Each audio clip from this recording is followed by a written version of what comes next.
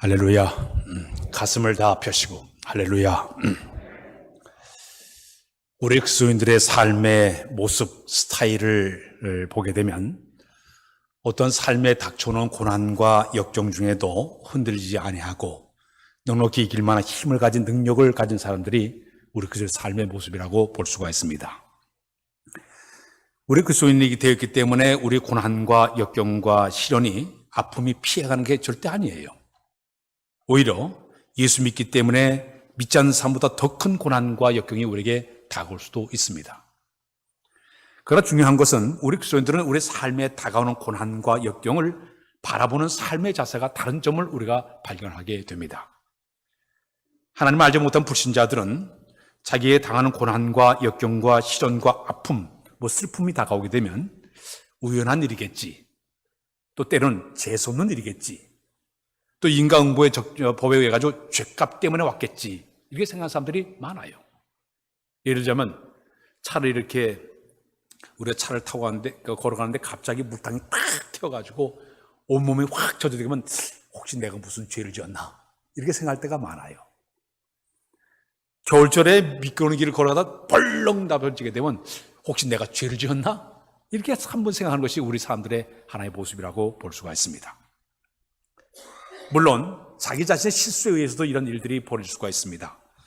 그러나 그리스도인들은 우리의 삶에 일어나는 고난과 역경과 시련과 아픔과 슬픔이 다가올 때에 이 모든 것을 당할 때마다 깨닫는 게 있습니다. 나에게 왜 이런 일이 일어났는가? 나 자신 스스로 돌아볼 수 있는 기회를 우리가 갖게 된다는 얘기입니다. 온 우주 만물을 창조하시고 다스리고 통치하신 하나님의 계획하심과 섭리하심과 뜻하심이 그 속에 들어있다는 얘기예요. 하나님의 섭리하심이 그 속에 들어있기 때문에 도대체 하나님의 계획이 무엇이며 섭리가 뭐가 발견하는 것이 우리에게 필요하다고 볼 수가 있습니다. 우리나라 이랜드를 기업을 이끌어가는 회장이 박성수 회장님, 온누리교회 장모님이신데 그분이 이런 얘기를 했습니다. 고난을 만나면 고통스럽지만은 그것은 인생의 또 다른 하나의 기회가 될 수가 있다. 인생을 뒤흔들고 지난 고통에는 하나님이 허락하신 커다란 선물이 들어있는 것을 내가 깨닫게 되었다 그랬습니다.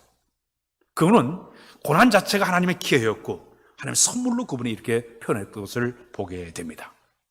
그리고 우리가 세상을 살아가면서 또 신앙생활을 하면서 왜 우리에게 고난과 역경이 우리에게 다가오게 되느냐? 첫 번째 우리의 마음속에 간직할 마음은 지금 하나님은 나를 훈련시키는 기간이에요. 따라서 나를 하나님께서 훈련시키고 계신다.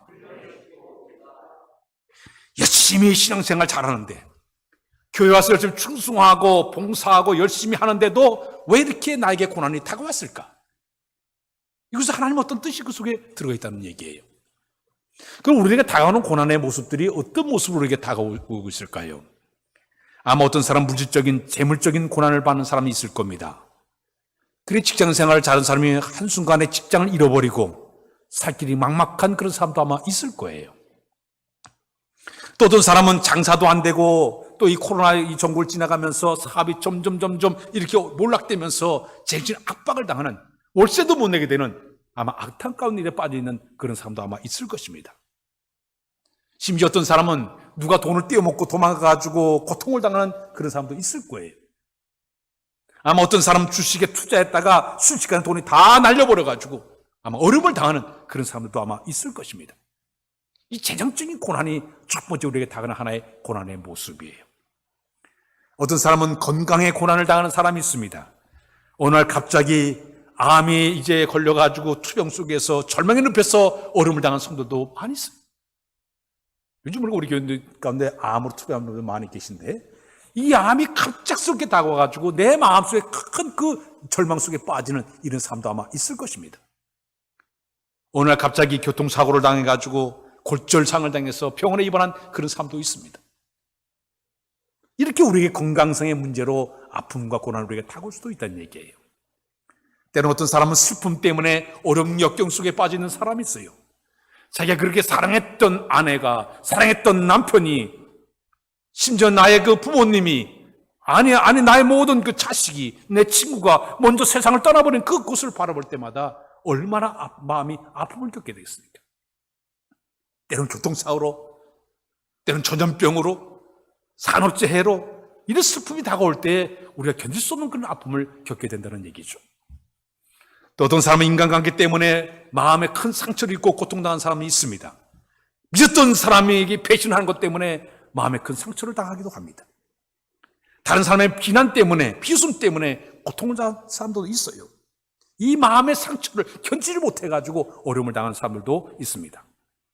이런 여러 가지 고난이 우리에게 다가올 때 신앙의 기본이 흔들릴 때가 있어요. 하나님을 원망하고 불평하는 사람이 있습니다. 짜증내는 사람이 있습니다. 심지어 하나님을 불신하다가 끝내 교회를 떠나버린 사람들도 있다는 얘기예요. 이것이 바로 우리에게 다가오는 하나의 고난과 역경의 모습입니다. 그러나 우리 진정한 그리스도인들은 이러한 그 상황을 우리에게 다가올 때, 고난이 다가올 때에 이것이 바로 하나님께 나를 향하신 훈련의 기회로구나, 과정이라고서 이걸 바라보는 것이 우리에게 필요하다는 얘기예요. 또 하나님 나를 성장, 믿음을 자라나게 만들기 위해서, 내 신을 더 깊게 성숙하게 만들기 위해서 하나님 나를 훈련시키고 계시구나, 이런 고백이 우리 가운데 있어야 된다는 얘기입니다. 사랑하는 여러분, 현재 우리가 당하는 고난과 역경과 슬픔과 아픔 속에도 하나님의 계획은 끊임없이, 마치 우리가 지구가 돌아가는 것처럼 끊임없이 돌아가고 있습니다. 하나님의 계획하시면 지금도 끊임없이 돌아가고 있는 것이에요. 우리가 당하는 모든 고난도 우리 이길 만한 힘이 있는 이유는, 우리 성경 보겠습니다. 고린도서 10장 13절 우리 다 같이 한번 읽어서 시작. 사람이 감당할 시험 받기는 너희가 당한 것이 없나니 오직 하나님 미쁘사 너희가 감당하지 못할 시험 당함을 허락지 아니하시고 시험 당할 즈음에 또한 피할 길을 내사 너희로 능히 감당하게 하시느니라.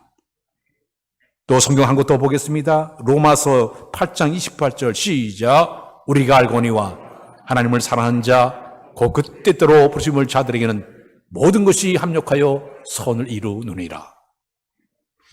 이 두 가지 말씀을 보세요. 여기 보게 되면요, 하나님은 우리에게 시험을 주실 때 감당할 만한 힘을 주신다고 그랬어요. 피할 길을 준다고 우리에게 말씀을 주고 있습니다. 심지어 합력하여 선이 나라는 이 말은, 우리가 그림을 그릴 때면 가늘한 선, 굵은 선, 빨간색, 노란색, 파란색을 다 합쳐가지고 그림을 딱 그려놓고 멀리서 바라보는 아름다운 하나의 그림이 나오는 것처럼 내 삶의 크고 작은 여러 가지 일들, 흑암, 아니면 하얀색, 빨간색, 노란색 수많은 일들이 벌어지고 있지만은 합력하여 손에 이룬 역사를 우리가 깨달아야 될 줄로 믿습니다. 지금도 이 시간에 하나님의 시간표는 그대로 돌아가고 있습니다. 하나님의 계획표대로 모든 것이 돌아가고 있습니다. 군대에 가면 훈련을 받지 않습니까? 5주간에 걸쳐서 훈련을 받아요. 세상에서 자유롭게 살다가 갑자기 이제 군에 들어가가지고 사회 이 옷을 다 벗어버리고 군복으로 갈아입고 거기서 가서 제식 훈련을 받고 뭐 총검수를 배우고 사격 훈련을 하고 마지막 화생방 훈련하고 많은 훈련의 과정을 거쳐나가요. 근데 그 힘든 과정을 거쳐나갈 때 그런 생각이 들어요. 아, 앞에 간 사람들 다 견디는데 이거 하나 못 견디라, 이런 마음으로 참고 인내하다 보면 그 훈련 과정을 다 마치게 돼요. 모든 이 군대의 모든 계획표대로 순서대로 나가듯이 내 삶에 크고 작은 여러 가지 일들도 하나님의 계획표대로 착착착 진행되기 때문에 참고 인내고 걸어가면 넉넉하게 이기게 될 줄로 믿습니다. 성경을 볼 때 하나님께서 이 고난의 과정을 통해 훈련시킨 인물 가운데 한 사람을 소개하라 그러면 이스라엘의 두 번째 왕 다윗 왕이에요. 다윗의 생애는 참 많은 굴곡과 참 힘든 과정을 거치면서 훗날 이스라엘의 그 두 번째 왕으로 그가 올라가게 되는데, 근데 이 다윗이 그의 생애 가운데 가장 의미 있던 기간이 언제였을까? 우리가 생각할 때는 어느 날 베들레헴에 찾아온 사무엘에게 15살 기름 부음을 할 때가 가장 의미 있었을까요? 아니면 그가 거인 골리앗을 딱 때려눕혔을 때 그때가 의미 있었을까요? 아니면 군대 장관으로 나가 전쟁에 승리하고 들어올 때가 가장 의미가 있었을까요? 아니면 통일 왕국의 왕이 되었을 때가 그가 가장 의미가 있었을까요? 그러나 그의 생애가 가장 의미 있던 기간은 언제냐? 사울왕을 피해가지고 10년 동안 광야에서 도피 생활할 때가 그게 가장 의미 있던 시간이었습니다. 사울왕과 그 추종자들이 끊임없이 여기는 다윗을 쫓아올 때에 그는 광야에 숨어 지내면서 이곳저곳 피해 다니고 더 숨을 곳이 없으니까 적군 부대까지 가가지고 침을 질질 흘리면서 미친 짓을 하면서까지 자기 목숨을 부지했던 기간이 있었습니다. 장장 10년 동안 그의 모든 삶 가운데서 그가 느낀 게 하나가 있습니다. 배운 게 있습니다. 오히려 육체적으로 힘들고 목숨의 위기 속에 있었지만 그의 영성은 더욱더 하나님과 가까워지면서 더 빛이 났었을 때가 바로 언제냐? 광야 생활을 피해 다닐 때가 그가 가장 의미 있는 시간을 보내게 되었습니다. 화롭게 왕국 생활할 때가 아니었습니다. 왕의 지위를 갖고 화려한 생활할 때가 그가 강장 신앙이 빛이 날 때가 아니었고, 오히려 그는 광야 생활 10년 동안 피해 다닐 때 그때가 하나님과의 관계가 깊어졌고, 순간순간 하나님께 자기를 도와줄 때마다 하나님은 나의 힘이 되주시고 피난처가 되시고 환난 중에 만날 큰 도움이시라고 하나님을 찬양하지 않았습니까? 나의 힘이 되신 여호와라고 찬양을 하고, 하나님 나의 찬성이 되주시고 요새가 되주시고 나의 피할 바위가 되주시고 끊임없이 하나님을 찬양하면서 가까이 하나님께 가까이 사람이 바로 다윗이었습니다. 그는 그 과정을 다 견뎌냈기 때문에 마침내 위대한 왕으로 그가 쓰임받게 된 줄로 믿습니다. 사랑하는 우리가 세상을 살아가면서 내 힘든 이 고난의 과정, 역경의 과정이 광야길은 오히려 하나님과 더 가까이 갈 수 있는 기회가 되는 것이, 지금 이 나라가 이렇게 코로나 바이러스 때문에 온 나라가 어려움을 당하고 있습니다. 온 나라 사람들 경제적인 고통을 받고 있습니다.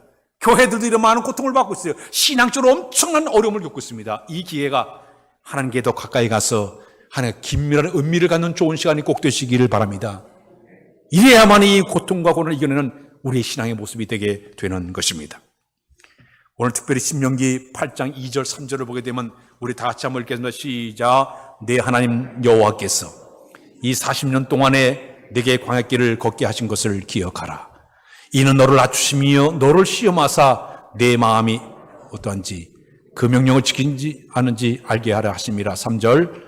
너를 낮추시며 너를 줄이게 하시며 또 너로 알지 못하며 네 일조도 알지 못하던 만나를 내게 먹이신 것은 사람이 떡으로만 사는 것이 아니요 여호와 입으로 나오는 모든 말씀으로 사는 줄을 내게 알려 하심이니라.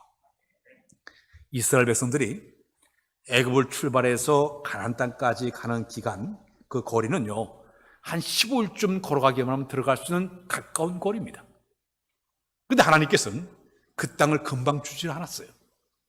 그들을 장장 40년 동안 광야에서 헤매게 만들었어요. 시내 광야, 신광야, 바람 광야를 쫙 걸치면서 철저하게 40년 동안 그들이 광야길을 그들이 걷게 만들었습니다.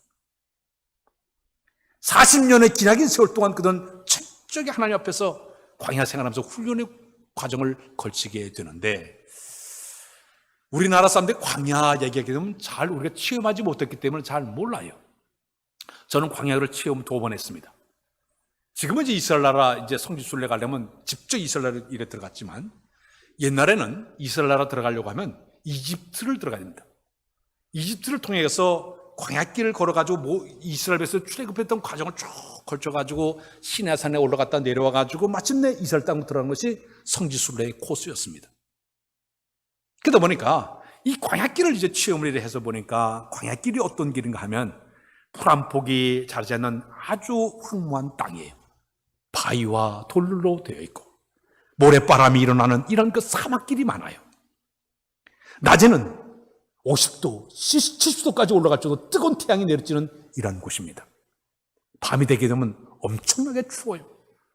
견딜 수 없을 만큼 추위가 다가오기도 합니다. 그것은 각종 들짐들이 우글우글대던 그러한 곳이었습니다.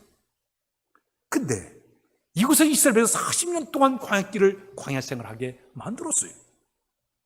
그런데 왜 하나님께서 이스라엘 백성을 40년 동안 광야 생활하게 만드냐?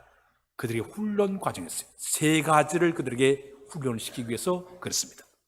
첫 번째는 하나님만 의지하는 훈련을 그들에게 시키기 위함이었습니다. 따라서 하나님을 의지하는 훈련. 광야 땅에서는 누구 하나 도움을 주지 못하는 땅이었습니다. 그 땅은 너무 뜨거운 태양이 내리치다 보니까 하나님께서 그들을 위해서 구름 기둥을 세워서 서늘하게 만들게 되었습니다. 밤이 되면 너무너무 추우니까 불기둥을 씌워서 그걸 따뜻하게 만들고 화각을 씌워서 환하게 만들어서 그들을 생활하게 만들었습니다. 200만 되는 사람들이 애굽을 탈출했는데 200만 명이 하루 양식을 따지면 얼마나 어마어마한 이런 양식이 필요한데 거기 농사 지을 것이 없어요. 먹을 것이 아무것도 황무한 땅이에요. 그리고 하나님께서 하나님 직접 제조하신 만나를 만들어가지고 그들에게 매일매일 공급해서 먹고 살게 만들었습니다. 한마디로 그들은 하나님 없이는 한 치 앞도 살 수 없을 만큼 광야길을 걷게 한 하나의 역사였습니다. 그들이 물이 없어 야단버섯 하니까 반석을 쳐서 물이 쏟아져 만들어서 물을 마시게 만들기도 하였습니다. 적군이 쳐들어오게 되면 하나님 직접 나서서 전쟁에 승리하게 만드신 역사를 그들에게 보여주기도 했습니다. 한마디로 그들은 이 광야 척박에서 하나님만 의지하면, 하나님이 도와주면, 하나님 지켜주면 이긴다는 사실을, 견딘다는 사실을 그들이 깨닫는 것이 바로 광야 생활의 하나의 이유였습니다. 첫 번째 하나님이 광야에 걷게 한 이유는 그들을 하나님을 의지하는 훈련을 시키기 위해서 광야길을 걷게 만들었습니다. 두 번째는 뭐냐?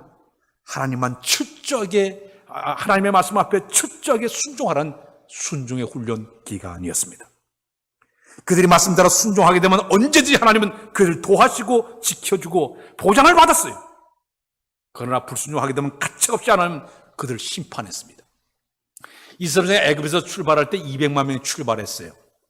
근데 가나안 땅을 밟은 사람은 거진 다 죽어버리고 여호수아와 갈렙과 광야에서 새로 태어난 제2세대들이 가나안 땅을 들어가고 말았습니다. 나머지 모든 200만 명 가운데 모두 2명 외 모든 사람들은 광야에서 그들이 죽음을 당하게 돼요. 물론 병들어 죽은 사람도 있고 나이가 많아 죽은 사람도 있지만 대부분 하나님의 심판, 불순종하다가 거기서 죽음을 당하고 말았습니다. 하나님 그들이 말을 듣지 않자 어떻게 했습니까? 때로는 하나님께 땅을 지진을 일으켜가지고 집어넣고 닫아버렸어요. 하늘에 번깃불을 내려가지고 그를 다 불태워 죽이고 말았습니다. 불뱀을 보내가지고 불뱀 물려가지고 죽게 만들고 전염병을 보내가지고 싹 쓸어가지고 그들을 죽여버리는 일을 행하지 않았습니까?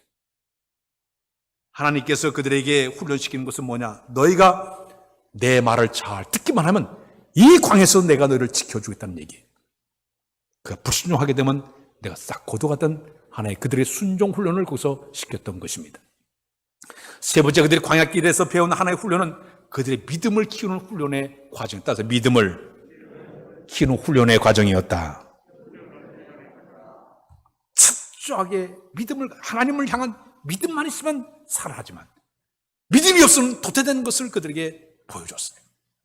민수기 21장에 보게 되면 이스라엘 백성들이 행진하다가 에돔 족속 길을 통과하려고 하니까 에돔 족속 사람들이 못 가게 막는 거예요.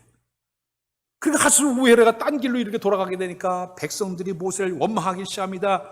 우리를 왜 이거 끌어내가지고 우리 죽이려고 하느냐? 우리도 이 광야에서 죽게 만들려냐? 모세를 야단법석하기 시작했습니다. 이것은 먹을 것도 없고 마실 물도 없다. 심지어 이 만나를 하찮은 음식을 먹게 만든 너무나 고통스럽다. 야단법석하기를 시작했습니다. 그때 우리 하나님께서 이스라엘 백성들에게 진노의 이런 벌을 내린 것이 불뱀, 광야에 무서운 독이 있는 불뱀들을 보내가지고 다 물려 죽게 만들었습니다. 온몸에 막 그 불뱀 때문에 독이 막 퍼져가기 시작하자 모세가 하나님께 나아가서 기도하자. 하나님, 이 백성을 구해달라고 기도하게 됩니다. 그때 하나님께서 장대 높이 노뱀을 만들어서 언덕 위에 세워놓고 백성들로 하여금 그 모든 불뱀을 바라보는 자들은 불뱀에 물려서도 구원받게 된다고 얘기하게 됩니다. 노뱀을 만들어가지고 장대에다 높이 만들어 놓고 산 눈을 들어가지고 노뱀을 바라보던 사람들은 순간적으로 온몸에 독이 다 해독이 되고 말았어요.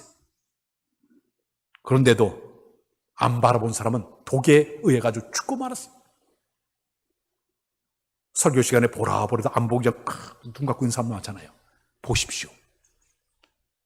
해독될 줄로 믿습니다. 믿음이에요. 믿음으로 바라보면 되는 건데 믿음을 가지고 눈을 들어보면 되는데 못 보는 거예요. 그걸요. 다 죽고 말았어요. 이스라엘 백성들이 애굽을 탈출해서 가나안 땅까지 가는 동안에 그들은 큰 두 개의 바다와 강을 건너게 됩니다. 첫 번째 그들이 홍해바다를 건널 때 믿음이 없는 사람들이에요. 그러다 보니까 하나님께 모세를 통해서 홍해바다를 쫙 갈라가지고 육지처럼 건너게 만들었습니다. 그러나 40년 동안 그들의 믿음을 다 훈련시킨 다음에 마지막 이제 그들이 요단강을 건널 때는 가나안 땅을 가기 전 마지막 그 요단강을 건널 때는 방법이 달랐습니다. 홍해 바다를 건널 때는 믿음이 약하기 때문에 하나님이 갈라놓고 건너게 했지만은 40년 후에 요단강을 건널 때는 너희가 이제까지 배운 믿음을 가지고 제장들이 법궤를 어깨에 메고 물로 뛰어들라고 명령을 내리고 있습니다. 네가 이제 40년 동안 배운 믿음을 가지고 법궤를 짊어지고 제장들이 물을 향해 들어가라고 명령을 내리고 있습니다. 그들이 40년 동안 배운 믿음을 가지고 제장들이 법궤를 짊어매고 물에 뛰어들자 물이 쫙쫙쫙 갈라진 줄로 믿습니다. 이 광야는 바로 그들의 믿음을 키우기 위해서 이런 과정을 그들이 허락해 줬던 것입니다. 이렇게 40년의 광야길은 철저하게 하나님만 바라보는 훈련을 그들에게 시켰고 하나님 말씀 앞에 철저하게 순종하는 방법을 그들에게 가르쳐 주었고 믿음을 더욱더 굳건하게 성숙해 시키는 이 훈련 기간이 바로 그들의 광야를 걷게 하신 하나의 이유 가운데 하나였습니다. 오늘 여러분 우리도 이 세상을 살아가면서 광야에 같이 우리의 삶이 힘들고 고달프고 주저앉고 싶을 때가 대단히 많을 것이에요. 그러나 광야길을 우리가 걸어가면서도 우리에게 필요한 하나님의 선물이 있다고 하면은 우리의 믿음이 더욱더 견고해지고 더 성숙해지는 이런 기회가 되어야 될 줄로 믿습니다. 고난을 당하면 당할수록 어려움을 당하면 당할수록 내 믿음은 더 견고해지는 거예요. 흔들림이 없는 거예요. 이게 바로 그리스도인의 하나의 특징의 믿음이 되어야 될 줄로 믿습니다. 저 아프리카 지역에 가게 되면 사람들이 강을 건너갈 때 묵직한 돌을 이렇게 메고서 그 강을 이래 건너간다고 그래요. 그 이유가 뭐냐면 물길이 너무너무 세다 보니까 사람의 몸으로 그냥 가면 떠내려가다 보니까 무거운 짐 돌을 탁 메고서 가게 되면 안 떠내려가는 거예요. 그래가지고 그들이 물을 건너가게 된다는 얘기예요. 오늘 우리의 삶을 살아가면서 우리의 삶의 무거운 짐, 견딜 수 없을 만큼 우리의 힘든 짐이 있을지라도 이건 주신 하나의 믿음의 과정이기 때문에 견고한 믿음을 딱 가지고 넉넉히 물길을 거슬러가는 우리의 모습이 되어야 될 줄로 믿습니다. 성경의 믿음의 사람들의 특징을 다 보게 되면 우리의 믿음의 선배들을 다 보게 되면 언제 그들의 믿음의 빛을 발하고 있었습니까? 편안할 때가 아니었습니다. 호화로울 때가 아니었습니다. 오히려 고난과 위험과 절망 가운데 그들의 믿음이 더욱 찬란하게 빛을 발하는 것을 보게 됩니다. 아브라함은 하나님 명령 따라 모리아 산을에 자기 아들을 끌고 올라가서 마침내 그 아들을 결박하고 칼로 자기 아들 목을 치료하는 그 순간 그때 하나님께서 그 위기 속에 아브라함아 네 아들에게 손을 대지 말아라. 네가 이제 비록 나를 정말 사랑한 줄 내가 이제야 알았노라 인정을 받지 않습니까? 위기 속에 믿음의 빛을 발하는 것이 우리의 모습이 되어야 될 줄로 믿습니다. 요셉이 언제 이렇게 찬란한 믿음의 빛을 발하고 있습니까? 그가 저 애굽 나라 총리가 돼서 아니에요. 그는 형제의 미움을 당해가지고 저 애굽 나라의 노예로 팔려가서 노예 생활을 하고 억울한 눈을 집에서 감옥에 들어가는 모든 과정 속에서 그의 믿음은 절대로 흔들림이 없이 끝까지 하나님을 의지하는 믿음이 있었기 때문에 그때 믿음의 빛을 아름답게 보신 하나님께서 그걸 위대한 총리로 세워주게 된 줄로 믿습니다. 몇 주 전에 우리가 성경 보듯이 다니엘이 언제 그 믿음의 빛을 발하게 됐습니까? 그가 총리가 되기 전에 총리가 되고 난 후에 이것이 아니라 사자굴에 들어가서 마지막까지 신앙의 절기를 지킨 그때 위험 순간에 하나님께서 사자의 입을 딱 막으신 그때 그의 믿음의 빛이 더 발하게 된 줄로 믿습니다. 사랑하는 여러분, 우리의 삶 속에 다가오는 모든 시련과 역경 누구나 다 피하고 싶은 단어일 거예요.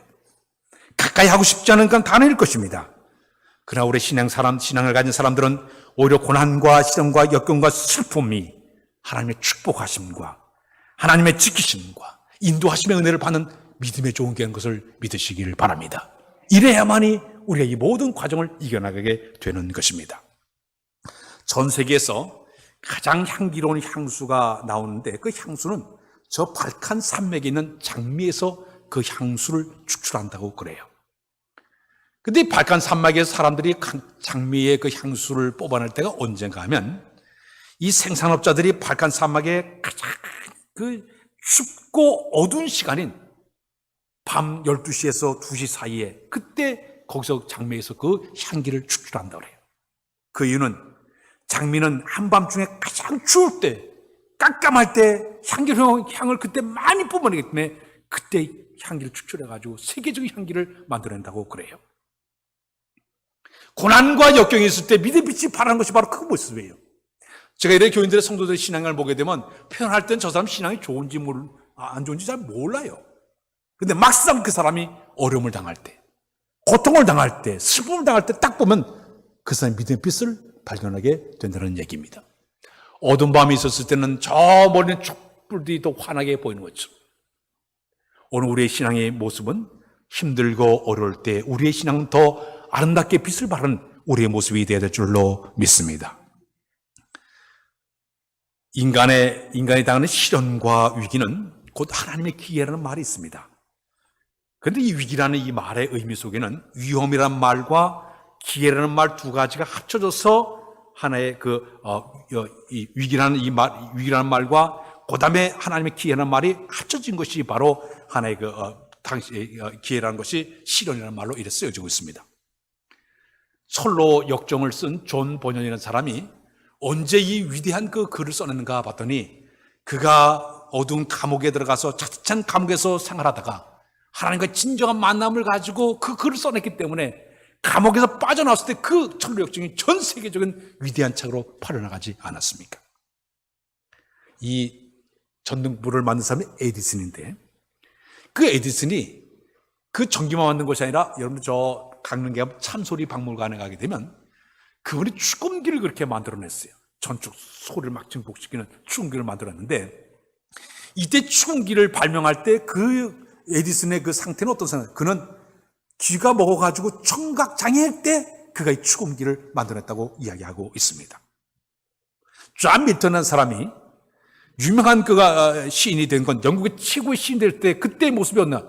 그는 앞을 보존 시각장애인 되었을 때 그 위대한 글을 남겼다고 이야기하고 있습니다.